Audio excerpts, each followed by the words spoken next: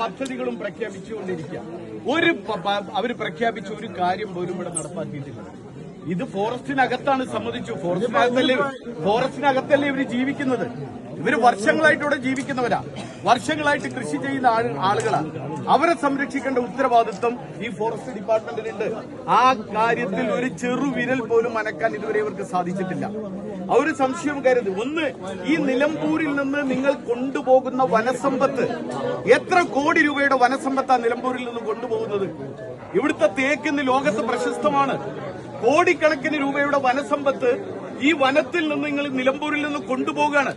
ആ കൊണ്ടുപോകുന്ന വനസമ്പത്തിന്റെ 1% ഈ നാട്ടിലെ വനത്തിനകത്ത് താമസിക്കുന്നവരെ സംരക്ഷിക്കാൻ നിങ്ങൾ ഉപയോഗിച്ചുകൂടെ? അതുപയോഗിച്ചുകൂടെ?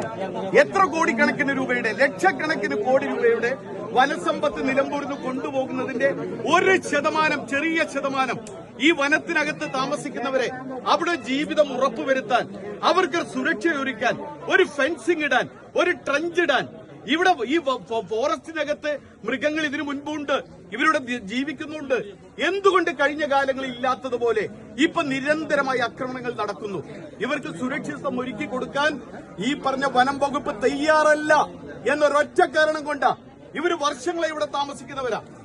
പക്ഷെ എന്തുകൊണ്ട് എല്ലാ ആഴ്ചയിലും ഇത് സ്ഥിരമായി സംഭവിച്ചുകൊണ്ടിരിക്കുക? ഇതിനൊരു ശാശ്വതമായ പരിഹാരം കാണാതെ ഇവിടെ നിന്ന് ഞങ്ങൾ ഒരു സംശയം വേണ്ട, ഈ കുടുംബത്തിന്റെ കൂടെ, ഈ ഗോത്രത്തിന്റെ കൂടെ, ഇവരുടെ കൂടെ അടിയുറച്ചു നിൽക്കും. ഒരു സംശയം വേണ്ട. ഞങ്ങൾ അറസ്റ്റ് ചെയ്ത് നീക്കിയാലും. ഇപ്പൊ പറയുന്നത് എന്താ?